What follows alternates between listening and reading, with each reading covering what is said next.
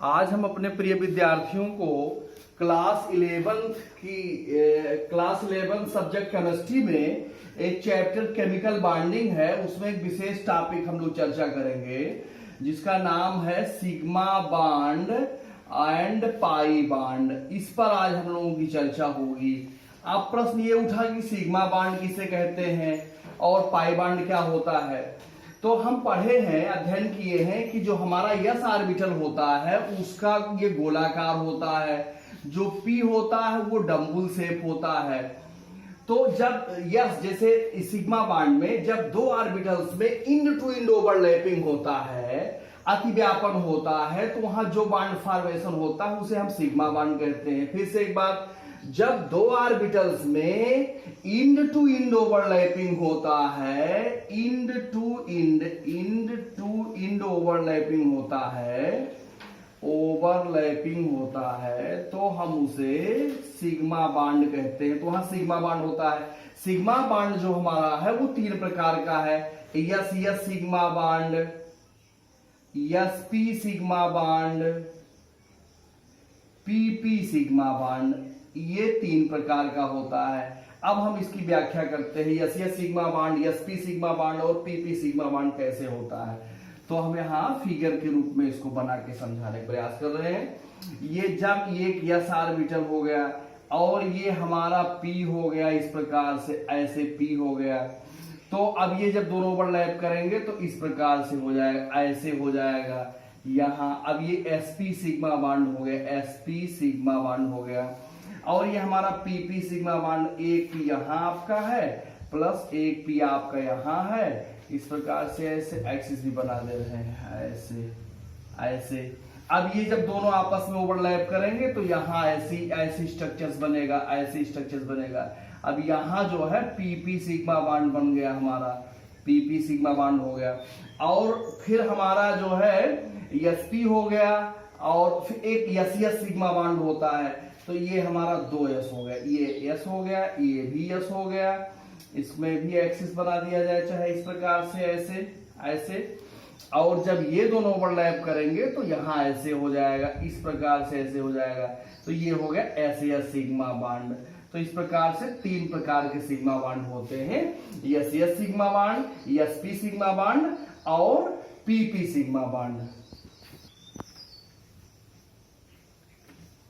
अब हम लोग चर्चा करेंगे इसमें सिग्मा बॉन्ड में। सिग्मा बॉन्ड जितने सिंगल बॉन्ड होते हैं, जो कोवैलेंट बॉन्ड होते हैं, सभी सिग्मा बॉन्ड होते हैं। जब कहीं भी हमें डबल बॉन्ड दिखाई देगा तो इसमें एक सिग्मा और एक पाई होता है, और कहीं तीन बॉन्ड या ट्रिपल बॉन्ड दिखाई देंगे तो इसमें दो पाई और एक सिग्मा होता है।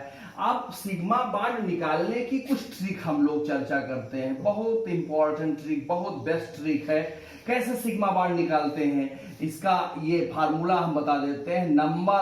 Total number of sigma bond equal to total number of atom minus 1। इस तरीके से हम सिग्मा बॉन्ड निकालते हैं, बहुत बेस्ट ट्रिक है। Total number of sigma bond, उस कंपाउंड में जितने सिग्मा बॉन्ड हैं उनको टोटल एटम कर लीजिए, उसमें से एक घटा दीजिए। जैसे हमारा C2H6 है, इसमें कितने सिग्मा बॉन्ड है। अब हम देख रहे हैं कि इसमें 2 कार्बन है, 6 हाइड्रोजन, 6 2 8 हो गया, तो टोटल नंबर ऑफ एटम 8 हो गए, 8 में से एक घटा 7 सिग्मा बॉन्ड हो गए। स्ट्रक्चर बना के हम लोग चेक कर लेते हैं। कैसे, देखिए C2H6 ऐसे हो गया हमारा, इस प्रकार से ऐसे हो गया, ये हमारा हो गया। अब यहाँ 1 2 3 4 5 6 7, ये 7 सिग्मा बॉन्ड हमारा हो गया। इस तरीके से दूसरा कंपाउंड, दूसरा एग्जाम्पल लेते हैं। ये हमारा C2H4 है। अब C2H4 में टोटल नंबर ऑफ एटम 4 2 6 आ रहा है। अब 6 हो गया तो 6 में से एक घट जाएगा, यानी 5 सिग्मा बॉन्ड इसमें है, 5 सिग्मा बॉन्ड इसमें है। तो अब ये 5 सिग्मा बॉन्ड जो हमारे हैं, कैसे देखिए स्ट्रक्चर बना के निकाल लेते हैं। तो C2H4 ऐसे हो जाएगा आपका, C2H4 सिंगल, यहाँ भी सिंगल, यहाँ डबल बॉन्ड हो जाएगा। इसमें यहाँ एक सिग्मा यहाँ हो गया, 2 सिग्मा, 3 सिग्मा, 4 सिग्मा, 5 सिग्मा आ गया। कुछ और एग्जाम्पल इसको समझाने के लिए लेते हैं, और कुछ एग्जाम्पल लेते हैं। जैसे ये हमारा है एसीटोन है, CH3COCH3, ये हमारा एसीटोन है। अब इसमें हमारे कितने सिग्मा बॉन्ड होंगे, तो टोटल नंबर ऑफ एटम देख लेते हैं। 3, 1 4, 1 5, 1 6, 6 3 9, 1 10, 10 यहाँ टोटल नंबर ऑफ एटम, इसमें से एक घट गया, 9 सिग्मा बॉन्ड हो गए। अब 9 सिग्मा बॉन्ड हो गए। अब हम इसको चेक कर लेते हैं स्ट्रक्चर बना के। तो ये हमारा CH3 हो गया, ये हमारा C डबल बॉन्ड O हो गया, ये पुनः CH3 हो गया। अब यहाँ हम देखते हैं 1 sigma, 2 sigma, 3 sigma, 4 sigma, 5 sigma, 6 sigma, 7 8 और 9 टोटल 9 सिग्मा हो गए, ये हमारा सही हो गया। और देखते हैं ये हमारा CH3, ये फॉर्मल्डिहाइड है, HCHO फॉर्मल्डिहाइड है। इसमें 1 2 3 4 एटम दिखाई दे रहे हैं, तो 4 में से एक घट गया, तो 3 सिग्मा बॉन्ड इसमें होंगे। इसका स्ट्रक्चर बना के चेक कर लेते हैं। HC डबल बॉन्ड OH हो गया, 1 सिग्मा, 2 सिग्मा, 3 सिग्मा हो गए, तो 3 सिग्मा एकदम सही हो गया। तो कुल मिला करके जो है ये सिग्मा बॉन्ड की संख्या निकालने की बहुत ही बेस्ट ट्रिक है। सिग्मा बॉन्ड निकाल ले गए इस ट्रिक के माध्यम से। अब हम चर्चा करेंगे जो है पाई बॉन्ड पर। पाई बॉन्ड कैसे क्या होता है, पाई बॉन्ड किसे कहते हैं? तो पाई बॉन्ड हमारा बहुत सरल है। जब दो ऑर्बिटल्स में पैरेलल ओवरलैपिंग होता है तो वहां पाई बॉन्ड बनता है, ये हमारा पाई बॉन्ड है। जब दो ऑर्बिटल्स में समांतर ओवरलैपिंग होता है, लेटरल ओवरलैपिंग होता है, पैरेलल ओवरलैपिंग होता है, तो वहां पाई बॉन्ड बनता है। पाई बॉन्ड एक ही प्रकार का होता है, जैसे ये हमारा P है, इस प्रकार से ये P है, ये दूसरा P है, P ऑर्बिटल है, ऐसे हमारा हो गया इस प्रकार से। अब जब ये दोनों ओवरलैप करेंगे तो हमारा इस प्रकार से हो जाएगा, यहाँ जो है ऐसे ये ऐसे मिल जाएगा, यहाँ हो गया पाई बॉन्ड, यहाँ हो गया पाई बॉन्ड इस प्रकार से, यहाँ पाई बॉन्ड हो गया, यहाँ पाई बॉन्ड हो गया, ये पाई बॉन्ड बन गया। तो अब कहने का मतलब पाई बॉन्ड हमने अभी चर्चा की थी, जितने सिंगल बॉन्ड होते हैं सभी सिग्मा होते हैं। जहां आपका डबल बॉन्ड है वहां 1 सिग्मा 1 पाई होता है, जहां आपका 3 बॉन्ड दिखाई देगा वहां 2 पाई 1 सिग्मा हो जाएंगे। तो इस प्रकार से हमें पाई बॉन्ड हम देख करके निकाल लेंगे। जैसे कुछ एग्जाम्पल लेते हैं, किसमें कितने पाई बॉन्ड दिखाई दे रहे हैं। ये हमारा है जैसे C2H2 है, तो ये C हो गया, ये C हो गया, यहाँ H हो गया, सिंगल बॉन्ड। अब यहाँ ट्रिपल बॉन्ड हो गया, तो यहाँ 1 सिग्मा, 2 सिग्मा, 3 सिग्मा हो गए हमारे, और 1 पाई 2 पाई हो गए। तो इस तरीके से सिग्मा बॉन्ड पाई बॉन्ड हम लोग निकालते हैं। अब अगली चर्चा हमारी हाइड्रोजन बॉन्ड पर होगी। तो हम लोग अपनी चर्चा प्रारंभ करने जा रहे हैं हाइड्रोजन बॉन्ड पर। अब ये हाइड्रोजन बॉन्ड कौन सा बॉन्ड होता है भाई? हम लोग बहुत सारे बॉन्ड पढ़े अभी, sigma bond, pi bond, covalent bond, electrovalent bond, coordinate bond. अभी हाइड्रोजन बॉन्ड कहां से आ गया, इसका सर्वप्रथम डिफिनीशन देखते हैं। इसका परिभाषा ये है कि जब एक मोर इलेक्ट्रोनेगेटिव एलिमेंट, यानी जब एक प्रबल ऋण विद्युतीय परमाणु ए से सिंगल बॉन्ड द्वारा या कोवैलेंट बॉन्ड द्वारा जुड़ा हुआ हाइड्रोजन परमाणु, इसी के निकट कोई दूसरा विद्युत ऋणी परमाणु बी आ जाए, तो हाइड्रोजन इसके साथ एक क्षीण या वीक बॉन्ड या दुर्बल बॉन्ड का निर्माण करता है। इसे डॉट लाइन द्वारा प्रदर्शित करते हैं, इसे ही हाइड्रोजन बॉन्ड कहते हैं। फिर से एक बार परिभाषा, जब एक प्रबल ऋण विद्युतीय परमाणु ए से सहसंयोजक बॉन्ड द्वारा जुड़े हाइड्रोजन परमाणु के पास कोई दूसरा विद्युत ऋणी परमाणु बी आ जाए, तो हाइड्रोजन इसके साथ एक क्षीण या दुर्बल बंध का निर्माण या वीक बॉन्ड का निर्माण करता है, जिसे हम डॉट लाइन से प्रदर्शित करते हैं, इसे ही हाइड्रोजन बॉन्ड कहते हैं। फिर से एक बार, जब एक मोर इलेक्ट्रोनेगेटिव एलिमेंट कोई हो, ए है, इससे सिंगल बॉन्ड द्वारा हाइड्रोजन परमाणु जुड़ा हुआ है, इसी के निकट कोई दूसरा मोर इलेक्ट्रोनेगेटिव एलिमेंट आ जाए, तो हाइड्रोजन इसके साथ भी एक रिश्ता बनाता है, इस रिश्ते को डॉट लाइन द्वारा प्रदर्शित करते हैं, इसे ही हाइड्रोजन बॉन्ड कहते हैं। हाइड्रोजन बॉन्ड बहुत इंपॉर्टेंट है। हाइड्रोजन बॉन्ड 2 प्रकार का होता है, नंबर 1, नंबर 2। नंबर 1 का नाम है intermolecular hydrogen bond, intermolecular hydrogen bond. दूसरा है intramolecular hydrogen bond, hydrogen bond. अब हम एक एक की चर्चा करते हैं। सबसे पहली चर्चा हमारी इंटरमॉलिक्यूलर हाइड्रोजन बॉन्ड पर होगी। इंटरमॉलिक्यूलर हाइड्रोजन बॉन्ड क्या होता है? इंटरमॉलिक्यूलर हाइड्रोजन बॉन्ड जब बिटवीन द मॉलिक्यूल्स, जब अणुओं के मध्य हाइड्रोजन बांड का निर्माण होता है तो उसे हम इंटरमॉलिक्यूलर हाइड्रोजन बांड कहते हैं।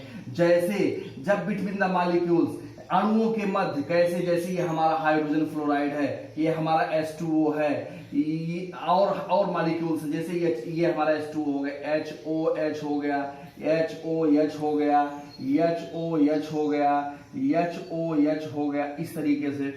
अब यहाँ पॉजिटिव है, यहाँ नेगेटिव है, यहाँ पॉजिटिव है, यहाँ निगेटिव, ये पार्शियल का सिंबल होता है, पार्शियल पॉजिटिव पार्शियल नेगेटिव है। इसके बीच डार्क, इसके बीच डार्क, इसके बीच डार्क, ये सारे के सारे इंटरमॉलिक्यूलर हाइड्रोजन बांड हो गए, इंटरमॉलिक्यूलर हाइड्रोजन बांड हो गए, हाइड्रोजन बांड हो गए। जिस कंपाउंड में इंटरमॉलिक्यूलर हाइड्रोजन बांड पाया जाता है उसका बॉइलिंग पॉइंट, उसकी विस्कोसिटी या जो है श्यानता, उसकी सोलुबिलिटी, उसका मेल्टिंग पॉइंट दूसरे कंपाउंड के कंपेयर में ज्यादा होता है, अधिक होता है। अब हम बात करते हैं ये HF का भी देख लेते हैं। HF हो गया, फिर HF हो गया, फिर HF हो गया, फिर HF हाइड्रोजन फ्लोराइड हो गया।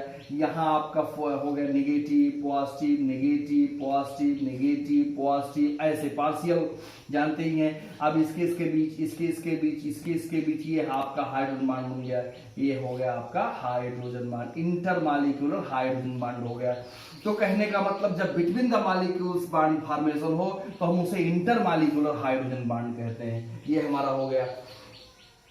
अब हम इंटरमॉलिक्यूलर हाइड्रोजन बांड के बाद जो है चर्चा करेंगे इंट्रामॉलिक्यूलर हाइड्रोजन बांड पर। इंट्रामॉलिक्यूलर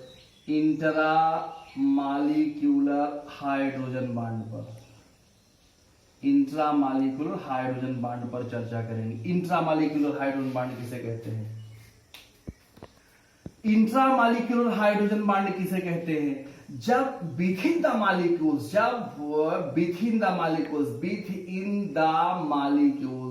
अर्थात एक ही कंपाउंड हो, एक ही अणु हो, उसके अंदर ही हाइड्रोजन बांड का निर्माण हो जाए तो उसे हम इंट्रामॉलिक्यूलर हाइड्रोजन बांड कहते हैं। जैसे इससे एग्जांपल है आर्थो नाइट्रोफिनाल हो गया, या आर्थो हाइड्रॉक्सी बेंजल डिहाइड हो गया,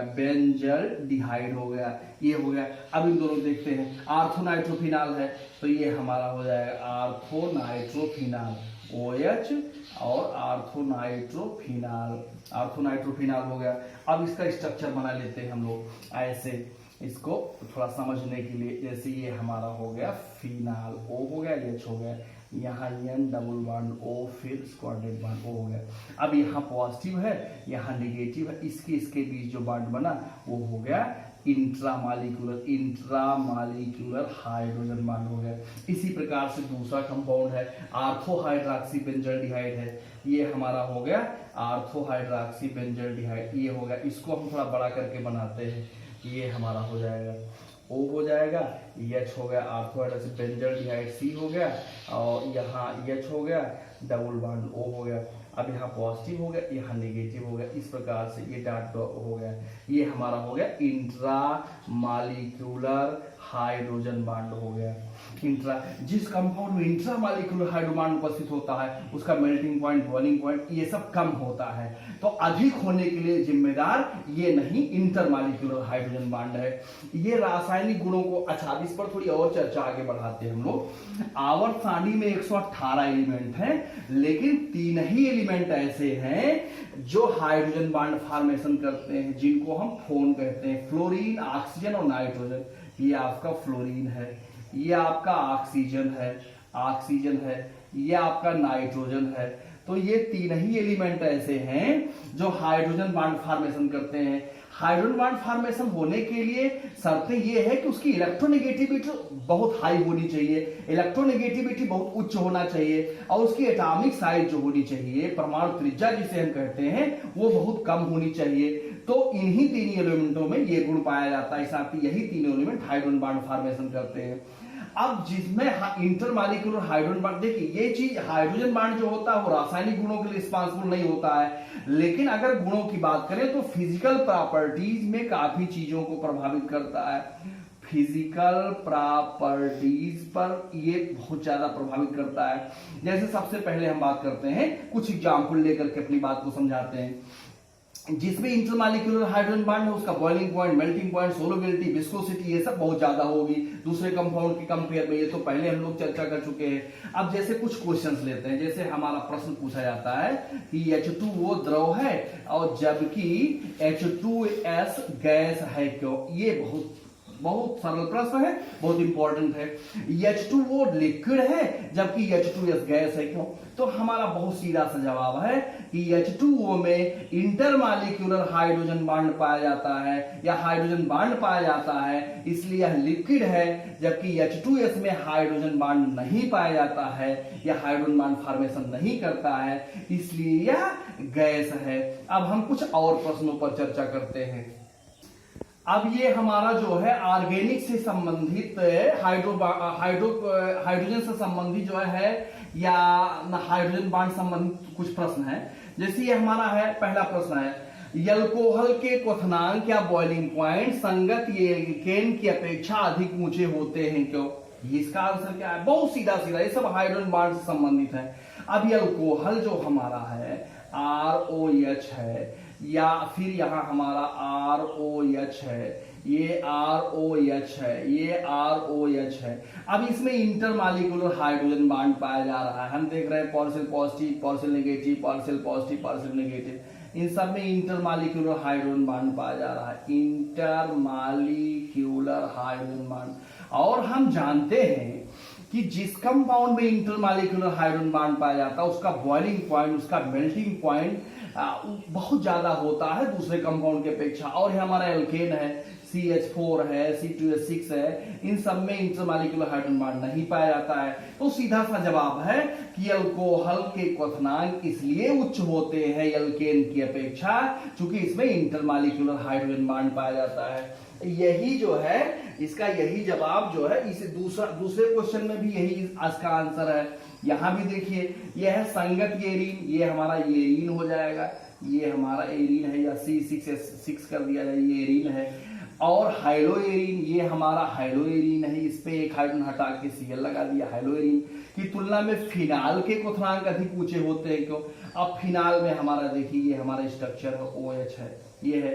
तो हम ऐसे भी इसको बना सकते हैं, ये हमारा फिनाल यहाँ करके बना दिया जाए ऐसे, ये हमारा हो गया OH हो गया, OH हो गया।